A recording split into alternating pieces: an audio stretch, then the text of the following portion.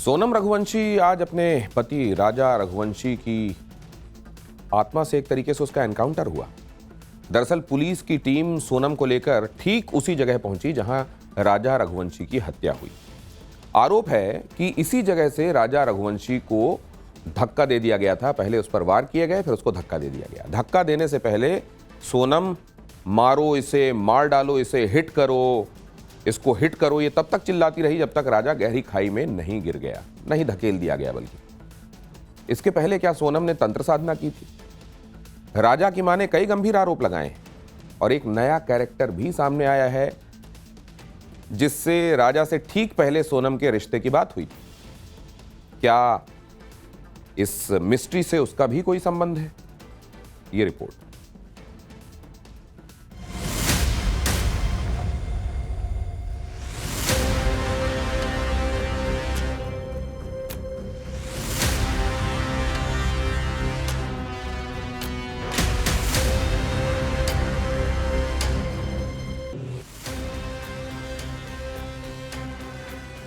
समय का पहिया घूम गया है, वक्त की सुई फिर वहीं आकर टिक गई है।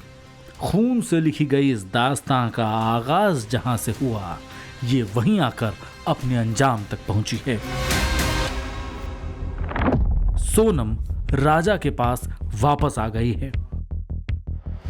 खासी की इन्हीं पहाड़ियों और खाइयों के बीच 23 मई को राजा रघुवंशी की चीख दफन कर दी गई। आज राजा की मौत के 26 दिन बाद उसके कातिलों के सामने उसकी गवाही सुनी गई। राजा के हत्यारों ने उसकी हत्या तो कर दी, लेकिन वो सबूत वही रह गए जिसने राजा को इंसाफ की चौखट तक पहुंचाया। राजा मर्डर केस में मेघालय पुलिस ने आज क्राइम सीन को रिक्रिएट किया। सोनम को हर उस जगह ले जाया गया जहां 23 मई को वो राजा को लेकर गई थी। जिन रास्तों पर राजा की मौत बनकर वो आगे आगे चल रही थी, जिस पार्किंग में सोनम ने राजा के कातिलों को हमला करने का इशारा किया और जिस सेल्फी पॉइंट से चारों ने मिलकर राजा को नीचे खाई में फेंक दिया। मेघालय पुलिस जो है सोनम को और बाकी चारों आरोपियों को यहाँ पे लाया गया है अभी, और हत्या का जो अभी भी जो मोटिव क्या है, मोटिव पता नहीं चला। उसी के साथ साथ हम लोगों की डीजीपी से बात हुई थी। डीजीपी ने ये खास हम लोगों को खुल के बताया कि जितने बुरी तरीके से इस वारदात को अंजाम दिया गया है, जो शादी है सोनम की शादी से पहले 11 दिन पहले से इस मर्डर को प्लान किया गया है। जिस तरीके से इन लोगों ने पूरा प्लान किया है, सिर्फ जो लव ट्रायंगल है ये ध्यान में नहीं आ रहा है, कुछ और भी हो सकता है। राजा के पास सोनम के लिए कई सारे सवाल हैं, कई ऐसी बातें हैं जो राजा शायद सोनम से पूछना चाहता था, जो वो कभी पूछ नहीं पाया। राजा सोनम से पूछना चाहता था कि आखिरकार उसके लिए सोनम के मन में इतनी नफरत क्यों और कैसे पैदा हो गई। शादी से पहले कभी सोनम ने उसे राज के बारे में कुछ क्यों नहीं बताया। अगर सोनम राज से प्यार करती थी तो उसने राजा से शादी क्यों की। उसने राजा की जान क्यों ले ली और शादी में दिए गए वचनों को उसने एक झटके में क्यों तोड़ दिया।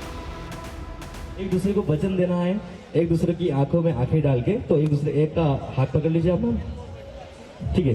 तो एक दूसरे की आंखों में देखना है, मेरी आंख में नहीं देखना है, ठीक है। सबको पहले अपना नाम बता दो, आपका नाम क्या है? राजा। ठीक है, तो आपको बोलना है इनकी आंखों में आंखें डाल के कि मैं राजा यह वचन देता हूँ शादी के बाद रोज सुबह सबसे पहले मैं उठूंगा, मैं अदरक वाली चाय बनाऊंगा, नहीं आती, उसके बाद अपनी वाइफ को उठाऊंगा, उठा जरूर दूंगा। राजा का परिवार सोनम को बहू के रूप में पाकर बेहद खुश था। राजा की मां, जो आज सोनम का चेहरा तक नहीं देखना चाहती, वो अपनी बहू के स्वागत में डांस कर रही थी।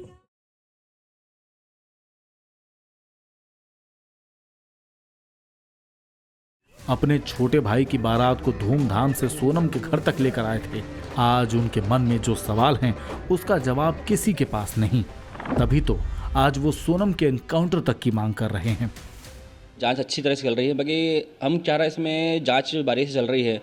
इसको आज जांच करेंगे, फिर कल उनको जेल भेजेंगे, फिर अपने उनको धीरे से पेरोल पे छोड़ेंगे। तो हम चाह रहे हैं इतना सब करने के बढ़िया तो उनको एक इनकाउंटर करो, ख़त्म करो चीज़ें।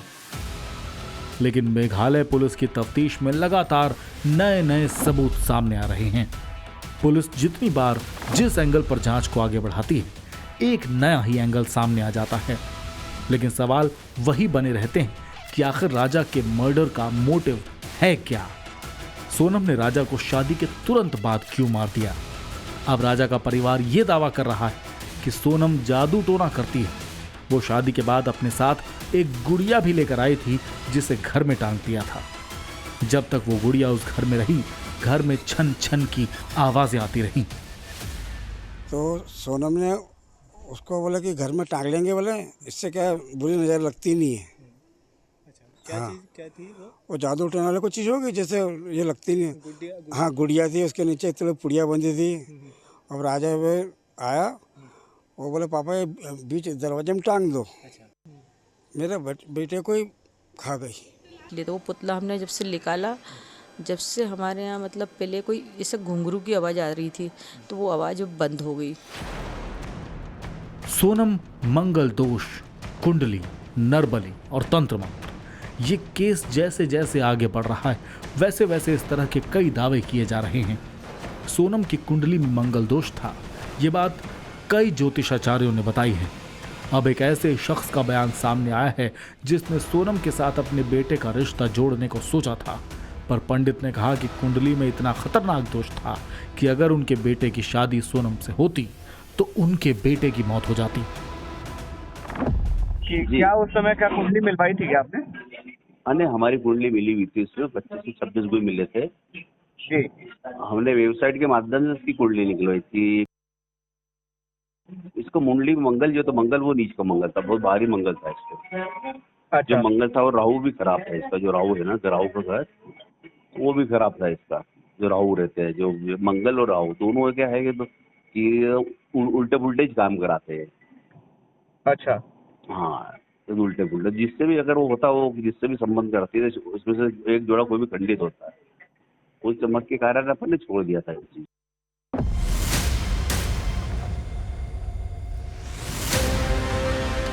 एक वो वक्त था जब वेइसेडोंग के इसी झरने और इसी खूबसूरत वादी में सोनम अपने पति के साथ हनीमून मनाने आई थी।